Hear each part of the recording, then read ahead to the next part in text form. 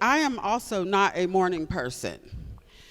This is very early for me to be speaking as well, but it's also one of the toughest talks that I've ever done, and I do a lot of public speaking, but generally I get like 2 hours to talk. This is 20 minutes. So this is a challenge for me, and I am going to do my best here. I'm going to be depending on Nate to give me some cues of when I'm getting close to running over. So I'm going to jump right in. This topic of invest is really, really important to me personally, and I'm going to show you why, because I'm going to share some huge pieces of my personal story to get you to understand why talking about investing is important to me. When we think about investing, we typically think about money. Is that true?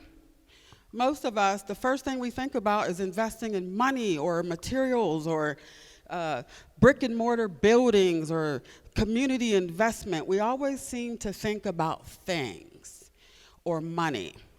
And one of my professional missions, as well as my personal mission, is to get people to think about investing differently. I want us all to leave here today thinking about investing in people and the importance of investing in people, particularly people who are most overlooked, people who are the least likely thought when you think about investing, right? The discarded, right? So this is a picture of coal miners. My daddy was a coal miner. I was born in a tiny little town called Bluefield, West Virginia.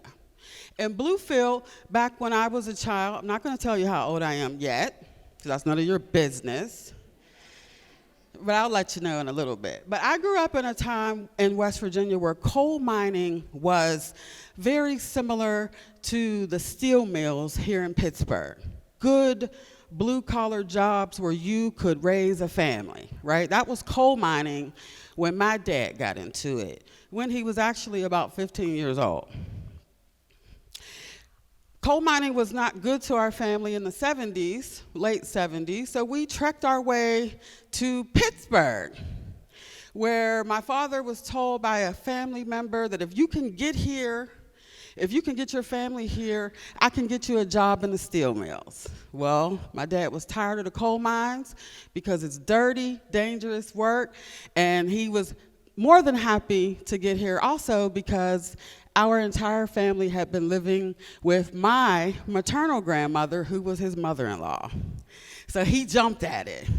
He was ready to go, right? He didn't need a lot of convincing to get out. However, the optimism that was in his eyes about moving out of West Virginia and moving to Pittsburgh ended immediately upon us getting here. We ended up homeless and living in our car the very first night we got here. The job that my father had been told was here was not here. The welcome into my family's house, because the deal was my dad was going to work in the coal mines with his cousin.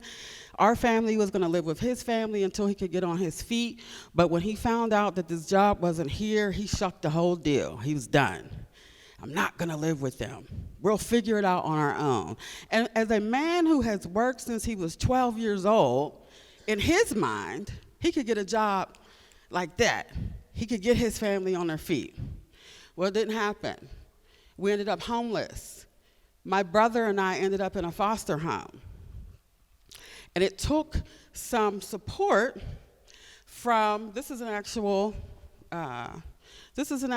news story that was in the Pittsburgh Press. If some of us are old enough to remember the Post-Gazette before it was the Post-Gazette, it was the Pittsburgh Press. This was a big deal, apparently. Finding a family living in their car in downtown Pittsburgh apparently was a big deal back in 1978. And there was a full-page story written about our family and our journey here to Pittsburgh and how we ended up homeless and how my brother and I ended up in a foster home. And the Salvation Army stepped in and helped my parents find housing so that they could get us back, helped them find jobs so they could support that housing. And that was an investment But I'll tell you, as a young girl who had grown up in Bluefield, West Virginia, there's my family, moving to Pittsburgh, particularly Arlington Heights, which is where we were landed, was a huge culture shock for us. Very big culture shock. It impacted me severely. I developed severe anxiety. My family did not survive. My mother and father separated and divorced a year after us arriving in Pittsburgh. And my mother instantly became a single mother in a city where she knew absolutely no one. That has impacted her. This was 40 plus years ago, and my mother is still suffering the impacts of this trauma. And in turn, our entire family suffered. My brother and I were bullied relentlessly in school because, one, we were very smart, and two, we had a really deep Southern drawl that the kids seemed to hate. And we got chased home every single day, and it impacted how I started to see myself. It impacted my self-esteem, it impacted my self-conscious, it impacted everything about me, and it made me feel less of a person. I became a single mother. At 17 years old, I had a set of twins. By the time I was 22, I had 5 children, no job, no money, no hope for the future, absolutely zero hope. And what happens when you have no hope is you begin to settle into your situation. You begin to adapt to your environment, and you learn how to just survive. And I did. And that survival for me included selling drugs, selling guns, and joining a gang. Well, what Pittsburgh called a gang, right? Pittsburgh in the 90s threw that term around a lot, but I'll tell you, from my perspective, as a woman who was unable to feed her children and unable to keep the lights on and unable to keep a roof over our heads, this became life. Life was selling drugs, being part of what instead of a gang, I felt was a family, people who had invested in me in a way that society deems unacceptable. But my children ate, I ate, and we had a warm place to sleep every night until the police came, right? Because that's the inevitable about getting involved in drugs and guns. You're either going to go to jail or you're going to die. Those are your outs. Lucky for me, I was brought in front of a judge that some of you probably have never heard of because he's no longer here with us, Judge Little. Judge Little saved me.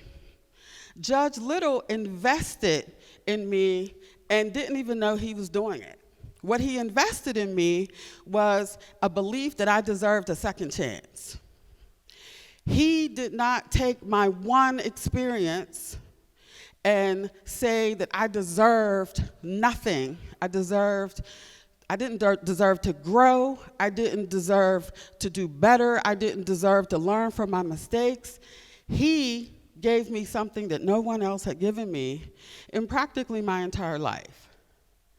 He, without saying a word to me, looked at me and basically said, I'm giving you a second chance because I feel that you deserve it. And I did not disappoint him. I took this as an opportunity, and I'll tell you that it was very difficult to go from making thousands of dollars a day, to being uneducated with 5 children and no support system and having to navigate the world with zero support. And navigating the world with an understanding that because I found myself in this situation, I deserved it. I deserved to be a single mother with 5 children with no formal education and no hope for the future. That's what I deserved because of the choices that I made. And unfortunately, we live in a society that believes that, and not only believes it, but perpetuates it. The investment that I ask all of you to think about when you leave here is not about money. We do need more money. We need our foundations to do more. We need our government to do more. We need our institutions to do more, but we also need individuals and community members to do more. And that more can start with seeing people as people. Not seeing people as their circumstance, not seeing people as their choices, not seeing people as their conditions, which a lot of us do and don't even know we're doing it. When we pass people on the street who don't look the way makes us comfortable, we have a way of dismissing people.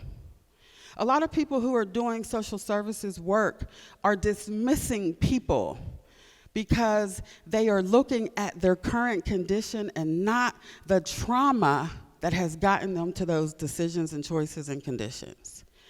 I ask you to invest your time in getting to know people outside of their circumstances.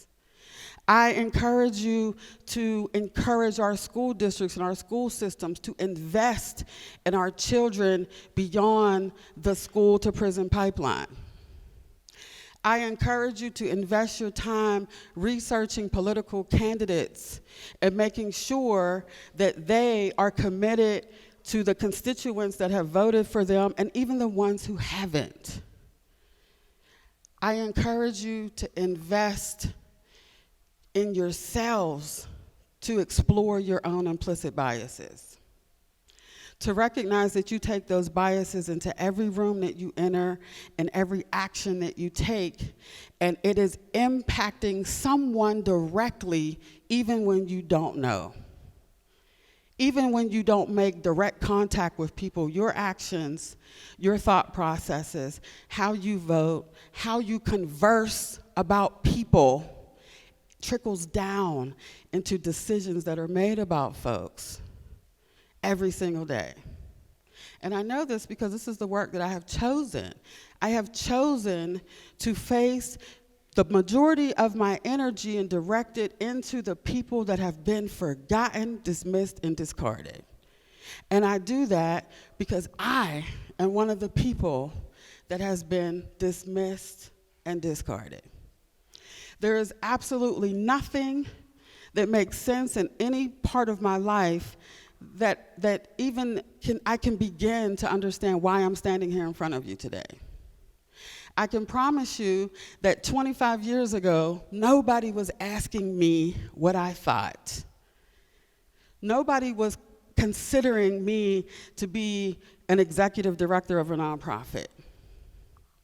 Nobody was considering me to travel nationally and internationally to speak about trauma and poverty and the society that we have created and continue to perpetuate that destroys the human spirit. It wasn't supposed to happen.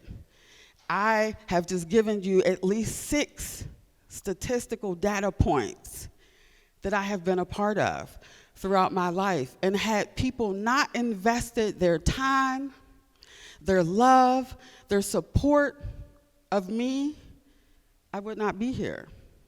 I most likely would be dead or in prison for the rest of my life. And what I know to be true is that our prisons are full of men and women who have experienced exactly what I've experienced. That doesn't make them unworthy of investment. That means that they need more investment. Our prisons are full of brilliance. And all most of them needed was just a little bit of investment. Just a little bit. Starting from when they were wee little children. Actually starting from when their mothers carried them in their wombs. Trauma begets trauma. Pain begets pain. And if we're not helping to solve it and resolve it early on, we're going to have to deal with it at some point. So do you think the investment is worth it? Do you think it's going to take more than money to get people to a space where they see their value beyond their condition and their circumstances based on which family they were born into? I had no choice about which family I was born into. I love my parents. Praise God, they are both still on this earth with us. But if I had it to do over, would I have wished that things had been different for all of us? Absolutely. Absolutely. But I had to deal with the cards that were dealt to me, and praise God that I've been able to use my experiences to help other people, and I will do that until the day I die. Because I know for a fact that without proper investment, without proper support, without someone seeing me as a human being, I don't know where I would be. It wouldn't be here talking to you today. So think about that, and I appreciate you, and I hope I'm within my time. Am I close? Am I over? Yes, I did it. I did it. I'm going to add this little piece because this is a conversation that Nate and I had beforehand. This is really tough for me to do, and I do this a lot. And I do it a lot for my own healing. Every time I step on a stage, every time I tell my story, I'm doing it for other people, but I'm mainly doing it for myself. The imposter syndrome that I suffer through every single day is a direct result of disinvestment in me my entire life. I was trained to believe that I did not deserve more than I had received as a child and as a young woman trying to survive and raise my children. I was taught to believe that, and I was a very good student. I believed it. And I will tell you that at 50, I'm 50. At 50 years old, yeah. At 50 years old, I am a lot more connected to this woman that I described to you than I am as the owner of a consulting business or the executive director of a nonprofit. She's new to me. I don't really know her very well. So she scares me, right? It's scary for me when people ask me to come speak places or when people, nominate me for accolades or invite anywhere because I don't get it yet. I don't understand why. Because I still am Tammy over here. Right? Tammy over here and new Tammy are still trying to reconcile. I'm still trying to get to know each other. So every time someone sits and listens and smiles at me when I'm talking, it's encouragement for me to continue on, and I appreciate that. So I appreciate you.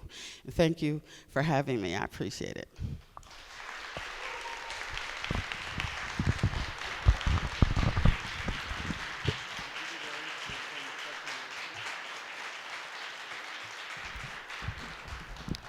Thanks, Tammy. Before you leave, we want to move straight into a time for people to share their reactions with you and or ask questions.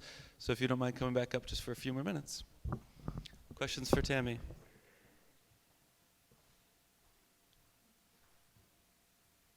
No? Yes, this young lady.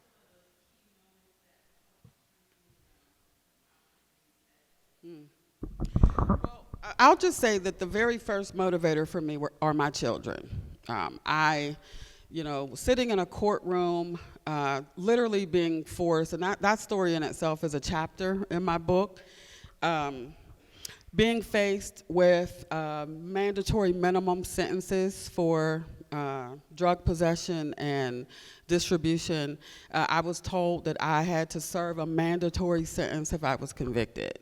That, realizing that my children would grow up any part of their life without me was the turning point for me. They didn't deserve it. They deserved to have me, and I literally was all they had. So I had no choice. That was first. I have friends and family, people who knew that I had potential to do more than I was doing. And even if I didn't see it, they did, and they were constantly trying to shift my mindset, and I still have some of those friends to this day. Some of them are in prison, and some of them are here with me, and some of them are doing the work with me. The turning point, some of the opportunities that presented themselves were professors who saw my self-sabotage behaviors and were constantly telling me that I could do it even when I didn't believe it. Job offers that were given to me even when I didn't think I was qualified, and I was forced to take them, even considering my current position. I said no to this job probably for 6 months before I finally took it because I didn't see myself in that position. So people who consistently and constantly were directing me in spaces that I didn't see myself in were the biggest investment for me. Yes. Hi, sweetie pie. How are you?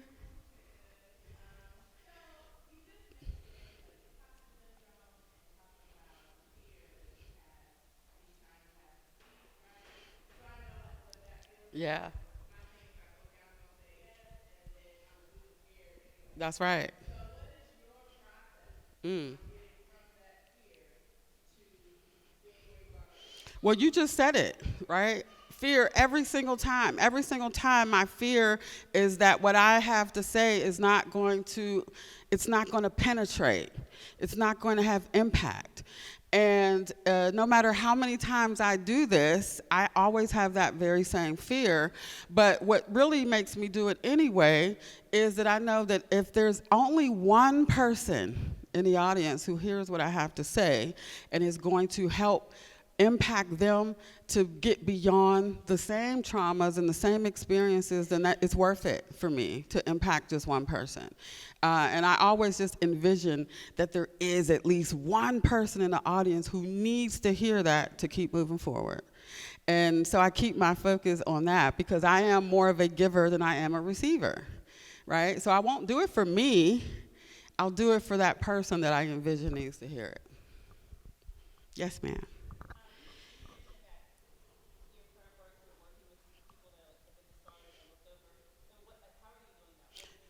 So my nonprofit is called Circles Greater Pittsburgh.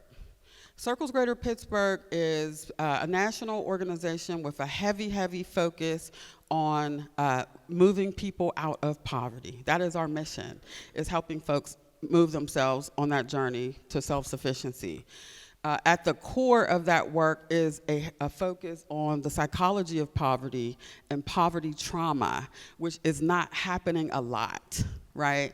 When folks are designing anti-poverty programming, they are mostly focused on the financial aspect of poverty, which is important, but it's just a piece, right? We can plot opportunities and programs in communities 10 times a day if we want to.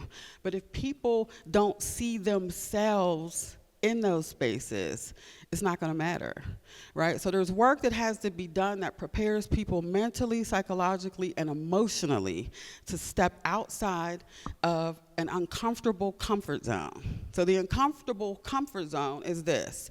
If I am struggling to feed my family every day, to house my family every day, to make sure that my children make it home alive every day, and that is my life day in, day out, day in, day out, I get tunnel vision. That is it. I settle into that because I need every bit of my energy to make that happen. As we know, for people to reach certain financial successes, they need to be able to plan beyond today. Even to develop a budget, you've got to be able to think at least 30 days into the future. When folks are in survival mode, they are unable to do that. So we have to give people space to acknowledge their trauma, to begin to heal from their trauma as they're developing action plans to get to the other side, right? And that takes time. Unfortunately, in the nonprofit community, most of our funding is based on outcomes, measurable outcomes. Well, how many people did you serve? And how long is it going to take? Can you get them over there in a year? Well, no, sir, we cannot, because most of these folks have been in poverty for generations. And the time that it takes to peel back the layer after layer after layer of trauma takes time. And unfortunately, a lot of organizations do not have the capacity or the understanding to focus on poverty from that standpoint. So that's what we do. circles Greater Pittsburgh. Yes, yes.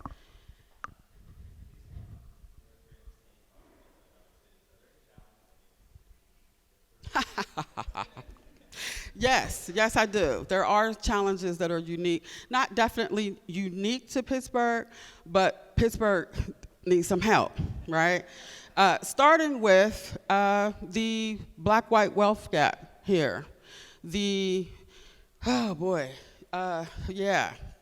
There's a lot of work that Pittsburgh has to do to decrease the inequality gap that is widening by the day here. It has been happening, and it's funny when these reports come out, people are so surprised. They're like, oh my God, I can't believe it. Whereas people like me know, we're like, oh yeah, we could have told you that, right? This has been happening in this city for generations. It's just getting worse. There's a lot of factors into why it's getting worse, but one of them are wages. Right? So we focus a lot on affordable housing crisis, and believe me, we do have an affordable housing crisis. But the affordable housing crisis is a symptom of some other crises, starting with our education system, our public education system. Our wage gap, our wages in this city are atrocious. They're atrocious. They're even worse for black folks. Right? So when I'm talking about poverty and the work that we do around poverty, it's really easy for people to focus on individual responsibility. Well, people have just got to pull themselves up by their bootstraps. They've got to work harder. That's true, but that's this much true. What's this much true is that we have policies and systems that are impacting, that have created and continue to perpetuate these ridiculously large wealth gaps. And if we are not focusing on those, the work that I do is a waste of time. It's a waste of time, because I can get people to the door. But if the wall is coming down every single time that someone has done their work, but nobody else is doing their work, that's not right. And people have become the scapegoat for mismanagement of policies and systems. Does that make sense? Okay. Anything? Yes. Yes, ma'am.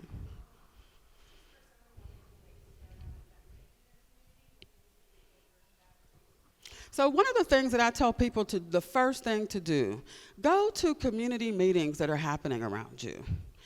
The community meetings for me are the place where I get to hear from residents, real people who are experiencing things that folks who are at the top of the pyramid, folks who are in most cases making the bulk of the decisions about us, who have absolutely no idea who we are and what we're experiencing.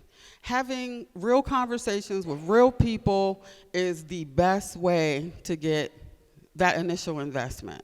Right? Start asking some of your local nonprofits what they need. I'll tell you, from our standpoint, we need volunteers all the time.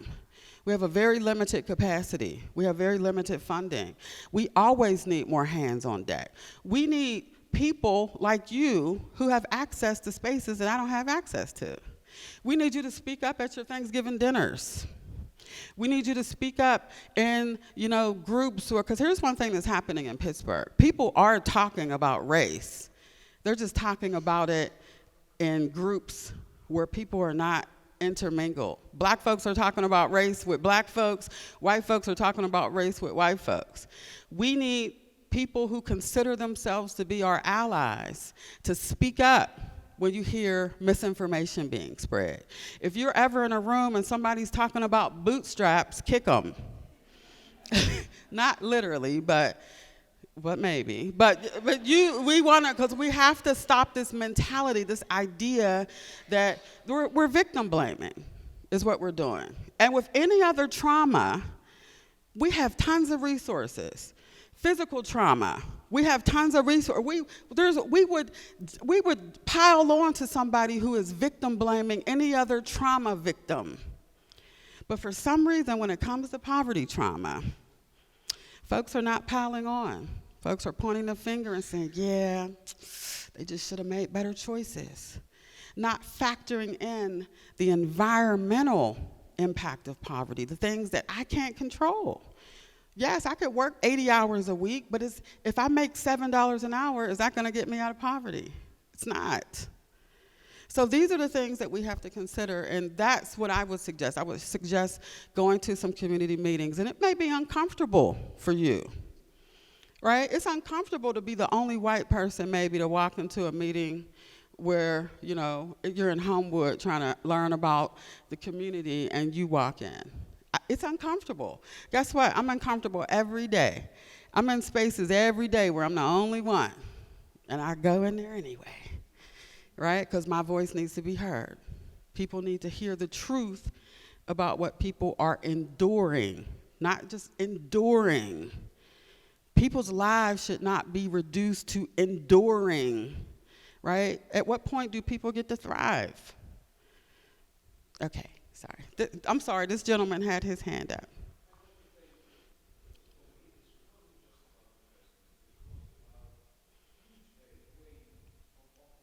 Mm.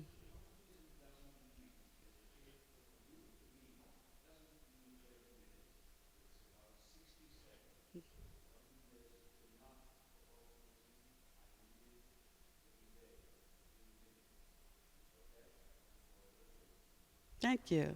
Thank you.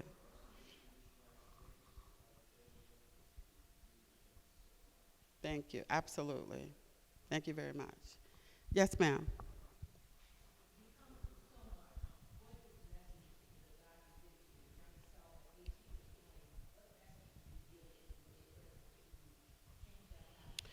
So, obviously, I'm a religious person. You can look at me and tell that I follow God. I believe that everything that has happened in my life has happened exactly the way it was supposed to happen. I believe that it happened to me because God wanted me to be a voice. He wanted me to be able to share my experiences because so many are unable to share, right? So I don't think I would go back and change anything.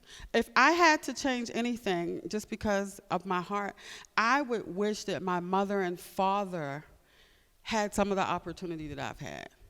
I would wish for them the ability to heal from their trauma, right?